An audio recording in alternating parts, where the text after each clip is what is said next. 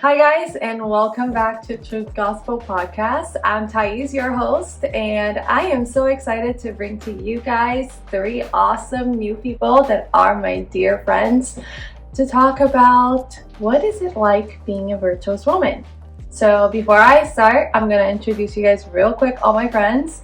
This is Anna Pace. Hello. And we work together and we volunteer in youth together. You're going to hear that a lot, volunteer in youth together or work together. This is Alicia. This is my homegirl. That's all you need to know. It's my homegirl. And this is Jeffrey. She is a teacher and volunteers at youth as well. And she's awesome. So I'm really excited. All these girls have a lot to share and a lot to pour into you guys. So I'm really excited to see what God does for this podcast. So, virtuous woman, we always read about that on Proverbs 31. And I was actually really curious because I went back and I was reading about it and I was like, virtuous woman, it talks about like being married and whatnot. But I wanted to kind of talk more about the virtuous woman. Is a virtuous woman just a married woman? No. It's all women. What is a virtuous woman then? Like if you're like, it doesn't just apply to just a woman.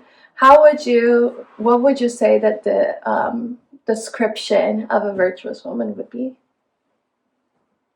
Well, if you go by Proverbs 31, it says one who is like honorable, loving, caring, who will take care of their household and those around them. Yeah. And it doesn't necessarily apply to like just like married people. It's everyone, because I take care of my siblings and my nieces and nephews and stuff. So, and I try to be honorable, but I don't know. Yeah. But I would say what I would describe by the verse. Yeah. And the word says that he who finds a wife finds a good thing. Mm-hmm. So you don't, it should never be applied to a wife. Mm-hmm. Like it should, when you become a wife, you should still strive to be virtuous. Yes. Yeah. However, it literally says that when your man finds you, he finds you a wife already, meaning that you should already be walking in virtue. Yeah. So that's good. Yeah, that's good. Yeah, I think that's good. When I was thinking about it, to me, a virtuous woman, like when you read that passage in Proverbs, essentially it's this woman who is devoted to Christ. Mm-hmm. Because you wouldn't be honorable if you didn't know Jesus. You wouldn't wake up early, because it says she wakes up and prepares her day. Like that's stewardship. That's getting ready. And it also says that she can laugh at a time to come. Why can you laugh? Because your confidence is found in Jesus. So to me, a virtuous woman, whether you're single, married, it's a woman who is firm and steadfast in the Lord. Yeah. And I think that in that place, all those character traits come out, like your honor, your charm, your beauty. I think none of that can come from the world. Yeah. So to me, a virtuous woman would be just a woman who is, without a doubt, unwavered in Christ and who he is to her. That's good. I was actually going through the verses and I was like trying to take like different things that it was saying about the woman, and it was like that she's rare, valuable, trusted, good and kind, willing, motivated, diligent, resourceful, dedicated, discerning, worthy of honor and respect, and wise. And when you think about it, like, what woman doesn't want to be rare, doesn't want to be valuable, doesn't want to be trustable? I don't think that that's just a married woman. Like 2 of us are married and 2 of us are not. But like, I don't just want myself to be that. I, like, all my friends want to do that. All women should strive to have all these things that are to be a virtuous woman, because at the end, like, you are like rare. It's like not being found in a large number, valuable, something of great worth, like trusted, somebody that's truthful, good and kind, somebody that's helpful, generous, morally right, willing, it's somebody that is ready and eager. Like, I found all these different things and I was just defining them, and I was like, that is pretty much like a perfect woman. And it's not like we are perfect but there because we can't, like, it's hard to try to be all those things at all times. But we should always strive to be all those things. And I think that that's what makes us virtuous, because we are always willing to try to be all those things, and we are always waking up every day and working on being those things. Now, a virtuous woman, and it's going to get into a topic that might be a little hot for some over there, but a virtuous woman is also a modest woman. What is a modest woman? What is modesty? So what is modesty to you guys? Because I want to kind of talk about it, but before we really dive deeper, I want to define modesty. What is modesty? I wanted to circle back to something that Lacey said really quickly before we talk about like modesty, because I think it goes into saying, like, your initial question was, is it a wife or a single person? But I think it was really profound to say, like, it does say when the man finds a wife. So, like, going back to that point of just, like, a virtuous woman is who you are, whatever season of life you're in, because if he finds you and he finds you as a wife, then that was already there. So when the scriptures talk about just, like, essentially it's saying, like, she is prepared. You should be prepared in your seasons of life, you know? Like, your season and your circumstance doesn't define, oh, now I'm a woman. Now I'm a woman of virtue. Now I'm honorable because I have a best friend. Or, no, like, all of those things. I think what makes a virtuous woman is you are sharpening your character every day. You know, like, that's essentially what you were saying, too. Like, because those are character traits. Like, to be diligent, to be responsible, that's a character trait, and you have to work on that. And I do think you get to a point where, okay, if I struggle with responsibility, I'm going to work on being responsible, and now that's in my backpack. Like, I've learned that, so now let me work on the other things that I'm struggling with and become better. And that doesn't mean that they're perfect, but I'm sharpening them constantly, and now I'm adding to it, you know? So I just wanted to circle back to that. That's really good. That's really good. I love that. But now, modesty. Now let's modesty. What is modesty to you guys? And I want to kind of just see, like, what is modest to you, Alicia? Well, I guess there's, like, different thoughts. So modesty, when you're thinking of, like, your character, is one thing, and then modesty that often the world defines, when you're thinking of, like, the clothing that you wear, that is a whole other thing. I do think that it pairs with humble and meek and noble.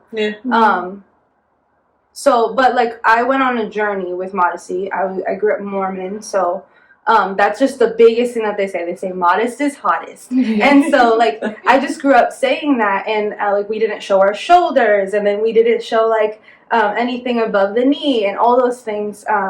And then you would tell me, like, I was one of the more modest ones in the internship.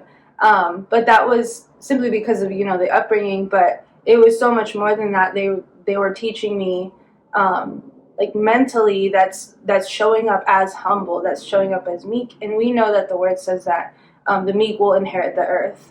So I think that I'm saying this, but I'm also catching myself, because I do think that it's very subjective, in the sense that I do think that however God talks to you and says, okay, you can put this clothing on, or okay, you need to work on this, or whatever it is, that is personal to you. So I do think that the definition, although there is, like, if you were to look up what is the definition of modesty, it would have one definition. I do think that it's also extremely personal to the person. So I did look it up, and it's crazy because you said humility, and when I was writing it down, reading the definitions, because it talks about how you think of yourself, which to me followed more in humility. Like it said, unassuming or moderate in the estimation of one's abilities.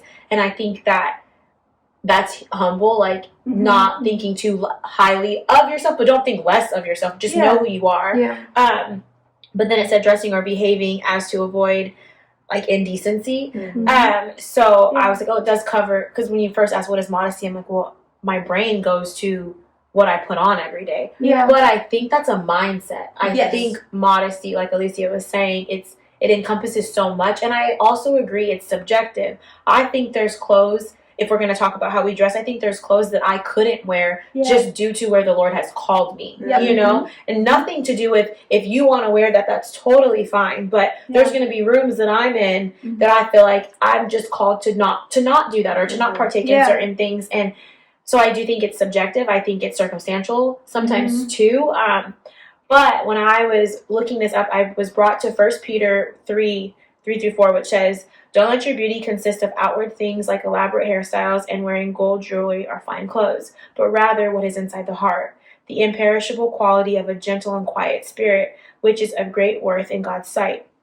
For in the past, the holy woman put their hope in God, also adorned themselves in this way, submitting to their own husbands." So I think modesty starts with the heart posture. Yes. And I do think it coincides with humility, you know, which then will bring you to meekness. And I believe meekness is a fruit of the spirit, temperance, self-control. No, it would probably fall under it's not a fruit of the spirit. Well, But it's in there. It's a fruit of the fruit of the spirit. Yeah, it's a fruit of the spirit. I don't know the fruit of the spirit. But I think they fall hand in hand. So I think when you're defining it, you have to, okay, so what type of modesty? Like, are we talking about how we dress? Or are we talking about how we think? But I think that all starts here. Yeah. So that's just my two cents. Yeah, I agree.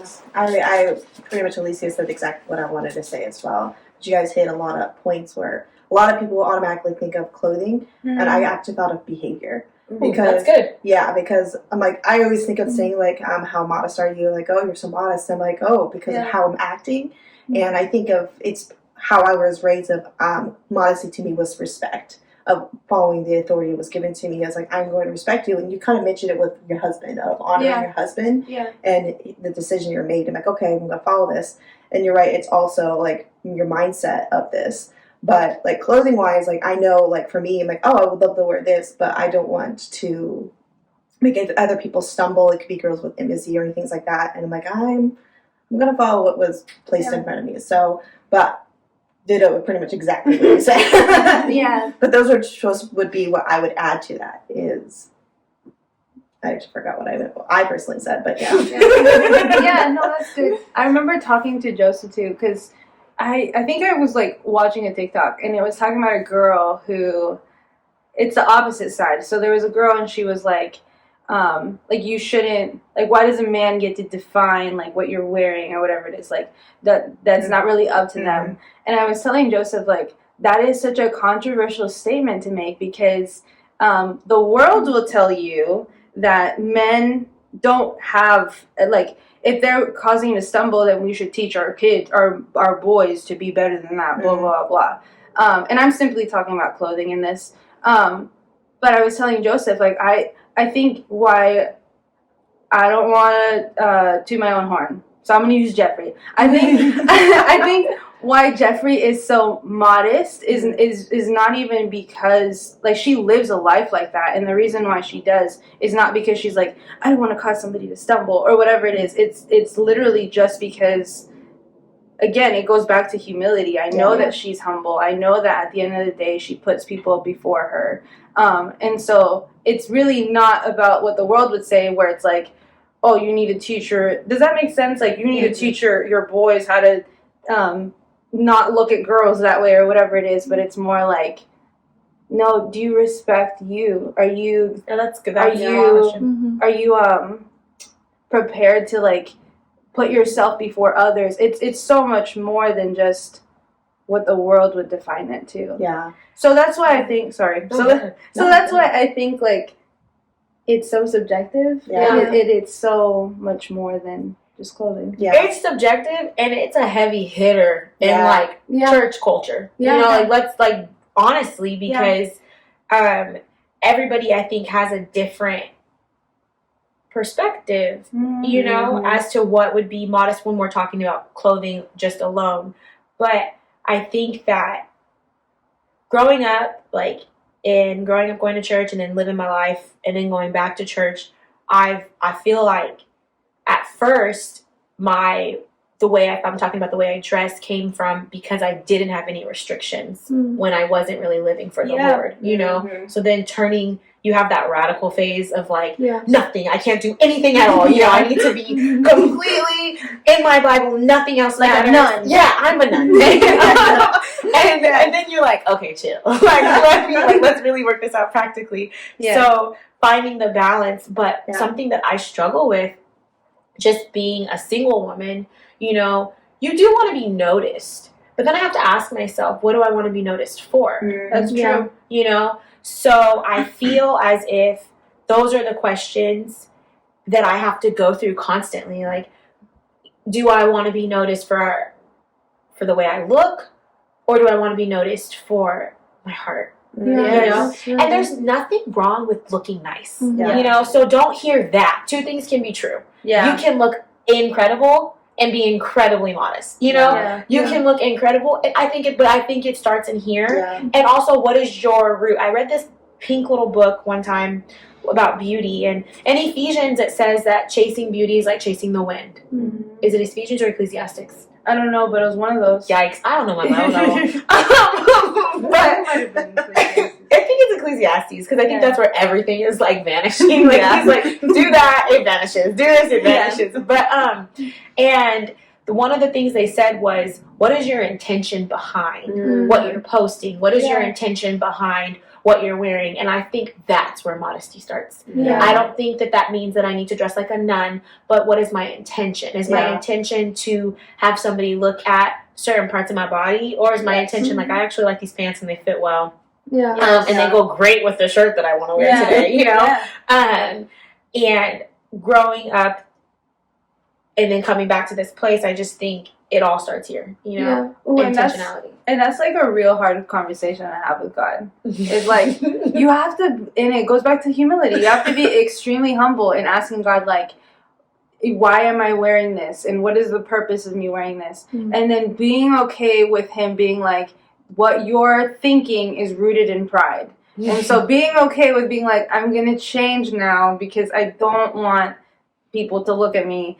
One of the things that they used to say growing up to me is, you attract what you put out. So if I'm like super vain, I'm going to attract vanity. So I'm going to attract people that are going to look at me just for vanity. And then if I'm humble, I'm going to attract people that are humble. So all to say, that's a really hard question, because I know some girls, just generally, I know some girls at church that will be like, oh yeah, but I can wear this like this thing, or I can do this, but it's like, you're attracting what you're putting out. So are you truly doing this out of a humble place, or do you have an ulterior motive that you're not going to say out loud, and you're only going to think it, and you're not even going to ask God about it or anything like that? So I don't know. That's really good. It's a really like humbling place to be. So, but I love that like all of our answers connect, because even with mine, like I went back to First Timothy 2:9 and 10, and I'm not going to read the whole entire verse because it doesn't, like, there's words that I probably won't pronounce correctly. That's really more the truth of it, but I don't want to embarrass myself. But it says, I also want women to dress modestly. And then it says a bunch of stuff about, like, not with braided hair, blah, blah, blah, or expensive clothes, but with good deeds. And that fits in. Like, literally, it's like, that's what it is about. It's not just about, like, what we wear, so we can be, like, judging each other or pointing fingers or whatever. It's more for, like, okay, how is your heart posture when you're doing these things? You know, how is your behavior? How do you act? Because, like, you can literally be covered from head to toe, but still not be modest. I believe that, because it's really your actions. Like, you definitely can. Like, you can definitely only show, like, your eyes and your toe. And I mean, these days. I know. So let's not show that. But like, let's just say eyes. Just your eyes. Feet are where the money's at. That's actually not a lie. If you're watching this in the future, that is true in 2023. But it is true. Like, you can literally just be showing, like, the most minimalist part of your body that has, like, nothing to do with anything. Like, the bridge of your nose. Like, I'm sure there's somebody that will sexualize it. But, like... A Star is Born did. Remember when they did that to Lady Gaga? That's the same. That was like, little. it's seriously, like, somebody can be showing just, like, the minimalist thing and then still be not modest, like, at all. At all. Where somebody that can be showing, like, that can be wearing, like, something that's showing, like, their mid or whatever, like, their whole back or whatever it is, can actually be walking in modesty. Yes. And I think that's where it all fits. Like, a lot of the times I think that's where church and culture fails, because we don't teach people where to place their heart or how to figure out how to posture their hearts. Yeah. But we are, like, telling them exactly what not to wear because of whatever else. Like, oh, because I know God has told me not to wear, like, for myself, God is like, you're not going to walk around wearing a tube top. Just for myself, I'm not. Like, I already don't got much up here, but God is like, you're not going to do that anyways. Yeah. So, wow. Okay. but I'm not going to sit there and be, like, telling all of these other girls, like, you can't do that. You can't do that. You can't do that. I got to ask them questions to see, okay, is your heart posture exactly where it needs to be for this? Like, and if they're like, yeah, they're good, okay, then you're good. That's between you and God. Like, it's not for us to really put our placement in there, but it is for God to do that. Now, when he talks about modesty, and I'm going to go into another question, because this is a question that just popped up to me, and I was just like, man, we talk about modesty. Do you realize that we just went into the topic of everything that a woman can dress? Can a man be modest? Yes. Because, like, you know, like, we keep on talking about it. And, like, a lot of the times we see that, like, on TikTok, like, men try to tell women what they can dress like, how they should act. But I don't see a lot of the other way around. And I think that men don't understand that modesty applies to man. Well, I think men do understand that. I think it goes back to it being a place of humility. I think that, and it goes back to being how you think and how you posture yourself. So just as if a woman is waking up and praying and reading her word and posturing herself at the feet of Jesus, a man needs to do the same thing, you know, like posture yourself at the feet of Jesus. Ask the Lord about your day. Invite him into every aspect of our days. I think that we forget that we can invite God into getting dressed. We can invite God into what we eat. We can invite God into a simple conversation. Like, Lord, I'm about to go talk to my sister, or Lord, I'm about to go hang out with some friends. Like, I want you here with me. So I think men, I wouldn't go so far to say that they're not and they can't be modest. Yeah, like they're not in the conversation. I think that they are. I think that conversation looks different for a man. You know? However, I think it all starts in the same place though. It all starts with God. And I think that's to me, that would be the part that everyone should take away is we're not telling you what to wear. We're not telling you what you can and cannot do in that sense. But we are saying that should start with intentionality, and the most intentional place is at the feet of Jesus. You know? And then he directs our paths, and he directs all of those things. So I think women are more likely highlighted in this category. It's because women are beautiful. Yeah. Like, women are just so beautiful. So it's easy to, like, only target women on that because we're just beautiful. Yeah. We're made very beautifully. Even though I think men are beautiful. And they are. They are. I love my husband. However, it's different. Yeah. So it's a little louder for women than it is for men. But being married, you guys, because I'm sure that your husbands have said, like, oh, you probably shouldn't wear that. Or, like, or maybe not Alicia's husband.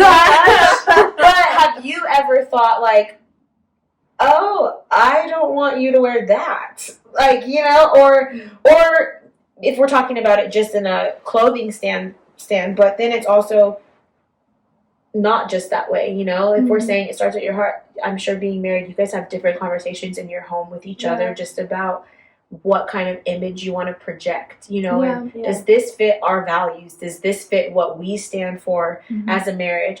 Alicia has invited us into conversation. Sometimes she's like, me and Joseph, in our marriage, we want to be this to people. So we make decisions off of what we feel the Lord has called us to do. And I think that all fits with like this topic at hand. But. Yeah. A lot of the times, yes, my husband has told me a gazillion times not to wear certain things, which I am a virtuous wife, so I do respect him, and I will not wear certain things, or I'll shift how it looks to see if it's more appropriate, if I really like it, because I'm stubborn. I've never said no to him on wearing something. Actually, my husband is pretty like plain when it comes to clothes, so it's usually me telling him to wear something. But I think we're like that though. Like, put that shirt up. It looks so nice on you. Like, you look good in that. Why do you have to button it all the way up?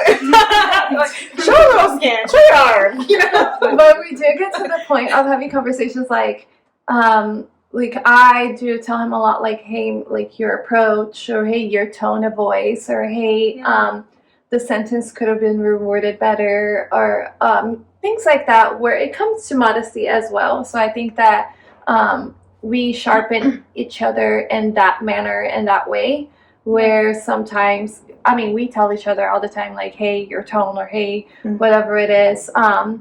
And we work on it, but I think as married women, we get to the point where we do have those conversations with our husbands about modesty, and I don't think that it ever clicks as like modesty. It just kind of comes as like, hey, as a conversation. That's cool. Which is, I mean, a cool part of being married. Being the marriage situation, being married is cool. Yeah, Sounds cool. Being married is This cool. sounds mid. No, I'm just kidding. I'm totally joking. yeah, and that's kind of what I meant when I said like, for women we're just beautiful, so it's more physical. For men, they are beautiful too. However, it's more mental. Yeah. So, because if you hear, our husbands are very good friends. Marcos doesn't do it as much as Joseph does it. But if you hear them when they talk to each other, just when they're video gaming, those conversations can be modest too, or they can be a little immodest. So it's more mental than anything. So yeah, that's yeah. We'll leave those conversations just for New Year's. Yeah. That's I'm not gonna say nothing else. They know. They know. If you're watching this, you know. Yep. But going into that, I think the modesty topic brings out a topic of identity too. I think a lot of women find their identity, and I'm gonna go into the topic of modesty with what you wear. A lot of women find their identity in clothing and what they look like physically. How can modesty and identity affect a woman? How do you think that affects a woman? Have you seen it affect you in a way that was negative, and did you see a shift in like how you dressed, or how you acted, or how you talked, based on like modesty and identity? You look at me. Your turn, Anna. That's right. I'm still processing the question. I mean, this was the question out of the blue. They didn't know that I was asking. Yeah, no, but that's fine. Because when it comes to identity, I mean, yes, you can find identity through literally anything, and your mainly focal point is dress. But I just think of the word identity more or less.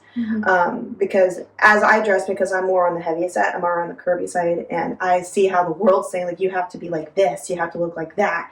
And again, it can beat you up. Like, it really can take you mentally. But God's like, dude, I made something beautiful. You are this. This is how I made you. Yeah. And how do you take that? So I have to remind myself, like, if I identify myself, my identity is I am a child of God. Yeah. And so I'm like, I'm proud of this. And so I'm like, okay, so my modesty, it comes back to what you've been talking about, is your mind. Is like, how am I dressing? Am I dressing to try to grab the attention? I mean, there are days I do that. But, and I know, like, God, I know what I'm doing here. Yeah. But you're a human being. I'm a human. Just look at me. But I can get lost in what the world's saying and how media is pointing it out, and it just can destroy. And I just have to put back into my mindset as like, why should I listen to this? Why should the world does not identify me? It tries to. It has no power over that. So that's where I stand on that when it comes to if does the clothing identify me. No, it does not. But it can if I stick to what the world is saying. Have you found yourself in a position where you've found like clothing was becoming more of an identity thing to you? To me, no. Yeah. That's good. Yeah. I don't think I've ever felt that either. But it just reminded me, you were talking, and yesterday, I love my mom. I talk to my mom all day, every day. I was just telling Deborah this. I love her so much. And we were talking about, like, growing up, there's, like, this saying that Mormon people say. And basically, there's, like, these, like, standards. And so it's faith, divine nature, individual worth, knowledge, choice and accountability, good works, integrity, and virtue. And so they ingrain this from, like, 12 to 18, which I think are, like, the most pivotal years to ingrain those things. Yeah. And so I would go to school and I would say, like, I have high standards. Like, that was just the thing that I would say. And I never realized, my niece, she's 13, and so she's struggling with 13-year-old things. And I remember my mom saying, like, I don't understand that because, like, you didn't necessarily struggle with those things. And then I told her, honestly, when people would, because they try, when you're 13, kids will try to make fun of you for certain things. And I remember I would just be like, this is pointless. Like, I actually don't understand why you're making fun of me because I want to be modest. Or I don't understand why you're making fun of me because I want to wait until marriage or whatever it is, you know? Like, that to me, it was like, no, this is just, like, I have high standards. I'm sorry that, like, you didn't get taught these things, but I did. So I'm just going to go ahead and live like that. And then my mom told me that it was because I learned these things because she didn't have these things. So she's like, I wanted you to know your worth so that when you grew up, it's never a battle. It's never been my battle. That doesn't mean that people didn't try. The enemy didn't try. He's here to kill, steal, and destroy, so he's going to try. However, it was never a battle for me. Even when it was presented to me, if that makes sense. That makes sense. I'd say that I think I'm more on the lines of, like, that was, and sometimes because it was such a heavy struggle. Growing up, there's lots of women in my family, and my sister was actually a model when I was a kid, and she was, I'm older, so MySpace, you know, she was like my guy friend's background, my sister, like, looking at her. So I think for a while I had this problem with, like, well, maybe if I was prettier, or maybe if I showed my curves more, or maybe if I showed this, like, I would have these things, you know. So I'm not gonna lie and say, like, I didn't struggle with that. Like, I definitely had those kind of identity moments, but for me, so then I took the extreme of, okay, well, you know what, I don't care what anyone thinks about how I look because the Lord made me. But we should give off an image of Jesus. You know, we should care to an extent what somebody feels when they're around us, and how we make someone feel. You know, because Jesus made people feel good, and he didn't always, but he rubbed them in the right way. You know, like, conviction is not a bad thing. Condemnation is not conviction. So condemnation is not what Jesus did. But he did come to convict a little bit because that sharpens you, and iron sharpens iron, and that's scripture. So I think that just taking and then going to the extreme, but now I find myself at a place where I think the most beautiful thing of a person, and I think your identity, it literally came from Christ. It is found in Jesus. It will always be found in Jesus. And I think the most love is attractive, and if God is love, then if you wear him and if you clothe yourself in him, that is attractive. Everything falls in line. It says seek first the kingdom of God. It doesn't give you a second to seek. You want to know why? Because in that when you're seeking that, you've not missed a thing. So I feel like that's where beauty is too.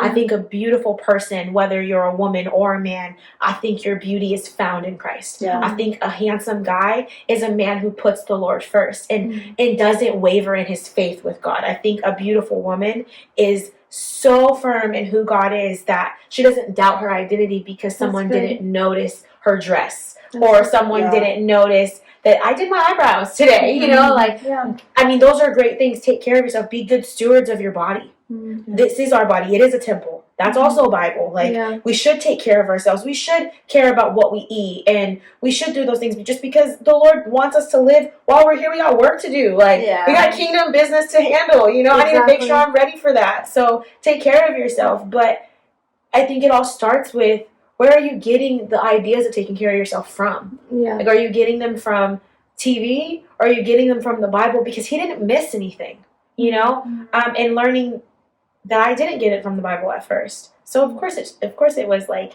this. You know? But if I'm like, okay, Jesus, I want your mind for myself. I want your thoughts for myself. Who am I? Like, who do you say I am? And Alicia said something the other day that was super cool. We were just talking randomly, and her name means noble. Like, that's part of what her name actually means. And noble, and within that, there's like kindness, you know. So when people start talking about like what you're not, who are you? You know, like, God is intentional to the point where everyone's name does actually mean something. And he knew what your parents were going to name you. So if you're questioning who you are, God never questioned who you are, just so you know right now. Like, he never did. And your name means something. So I feel like when we get down to the nitty gritty and we get into like these situations in life, remember who you are. But that starts from knowing whose you are. That's good. So, that's really good. I struggled with it.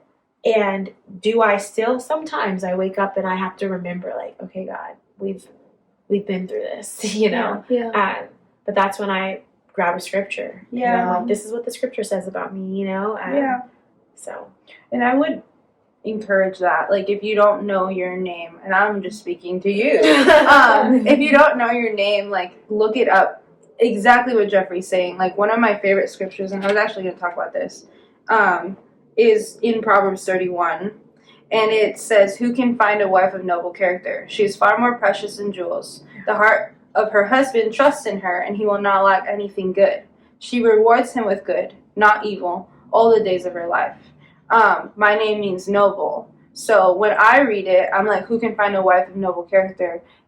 I feel like God's literally talking to me. I'm like, this is me. So I know that Joseph can trust me, and I know that he will never lack anything good, because this is like me. This is my verse. So all to say, if you're ever struggling with your identity, go back to the first step that you can take in that is obviously pray to Jesus and make him your Lord and Savior, but also look up like what your name means, and then look up the verses that go with that. The Bible said that blessed are the peacemakers, and that is literally Jeffrey. She is peace. That's what her name means. So all to say, it's a helpful tool to have. Yeah, I agree with going back to your name, because you can honestly forget people, and you should go to God first. But the people who are like, I don't know who I am, and that's a huge issue nowadays. Like, I don't know who I am. Like, dude, I had my name my whole life, and I never looked at my full name, not just my first. I looked at my first, my middle, and my last, and it all connected. And I'm like, oh my gosh, because if I say my full meaning of my name,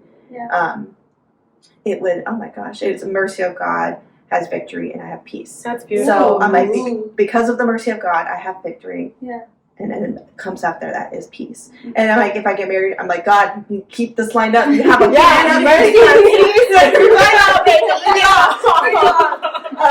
you gave me victory, right? Keep on. So and it just gave me more power. It just gave me my confidence. It gave me everything that I was questioning if I forget those times and the hard times. Yeah. And so 100%. Yeah. Like, everything girls are saying, I'm like, I just want to sit here and listen to you all. And it's so unique to you, which is like the most beautiful part, because we can get so tied in like, okay, so like I'm a daughter of God, but Jeffrey's a daughter of God too, and then Anna's a daughter of God too, Thais is, you know, but this is like, but I'm noble. So I am his in this way. And no one can take that away from me. You know? So that's another thing. I think that's beautiful. Like, nobody can take that away from you. But I think when you start finding identity outside of the Bible, you start comparing. And comparison is the biggest thief. whether you're comparing your beauty or comparing your strengths or comparing just the way you see things, like it will rob you of every opportunity at your feet if it could, you know? So I think the most important thing is just knowing who God says you are in everything. Yeah. And asking him and inviting him into that. So invite him into your identity. Invite him in. He created it. Yeah. Yeah. You know, why not keep it in the hands of the creator? Yeah. Yeah. Yeah. Yes. Yeah. I grew up with as Brazilians. Brazilian women were always told, thank you. I wish I would. Here we go. She is just preaching to herself. But Brazilian women, we grew up learning that we woke up and we needed to get ready no matter what. Like, it was like literally like you need to make sure that you're looking presentable at all times. If you're going to go to the store, you need to, whatever you were wearing at home, it's not what you're going to wear when you go to the store. You're changing because you're going to the store. When you come back home, then you change back to your home clothes. As you should. Like, I've been wearing sweats to Walmart. You shouldn't wear your Walmart sweats to bed. That's true. You know what I'm saying? Like, I agree with that. Yeah, take off those clothes. It's germs. But it was like, well, but like, if like people were coming over, you would change to be dressed for the people that are coming over. Like, even if you were dressed appropriately, now you had to change. It was a lot. Yeah. And so I grew up with that, with learning that like appearance meant a lot, but not in a good way, because it wasn't like, oh, like you need to look your best because that's how God created you or whatever. It was like because of how people will look at you. And that's when my journey going down the road of my identity being so focused on my appearance and what I wore and how I perceived myself to others started to matter. And I'm a super tiny girl. I know a lot of people are like, oh, you're blessed. For me, that was not a blessing growing up like that, because people would always make comments like, oh, you're so flat. Oh, you're so tiny. When are you gonna bloom? Like, that never happened. Okay, it still hasn't happened, and I'm happy with that. But that's okay. In other ways, but not in the culture, worldly way. But I bloomed, but not in that way. Anyways, I'm happy now with myself, but it took so long to get to that point of like getting to like not caring, like saying I really could care less if people look at me and say that looks trash on you. If I like it, if my husband is happy with it, if I'm confident in it, wear it. I'm gonna do it. I'm gonna wear it. I don't care. Obviously I value like my husband's perspectives, my friends' perspectives, but it's not like something that they're gonna say and it's gonna like cut me off from like feeling like I'm beautiful or anything. Like, my confidence is still there. It's not, it's because I usually think, oh, it's the clothes, not me. Which sounds horrible, but no, it's the clothes, not me. That is because you're confident. Go ahead. But that's gonna happen. But it took a lot of like getting myself to a place, like you said, knowing my worth in God, knowing who I was in Him and whose I was. To be able to walk with confidence and not care about what anybody would say about my appearance, about what I look like, to the point that I did a pageant and I literally walked on stage like shaking in a swimsuit. But then I was like, man, I looked good. I look back at pictures and I'm like, that was me. I did that. And third runner-up, okay, girl. Yes, girl. Let's do this. I'm about to take Miss Washington next time. Next time.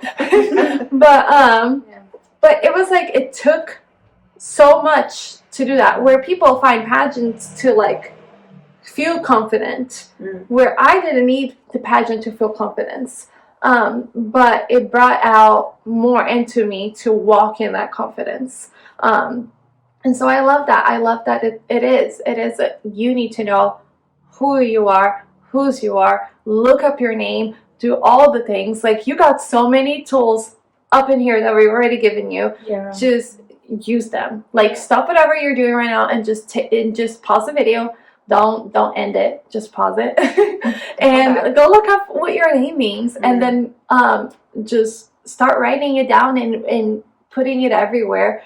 my name does not mean something as cool, but my name, actually, you're going to be surprised, it means connection. It means bridge. And God has given it that to me.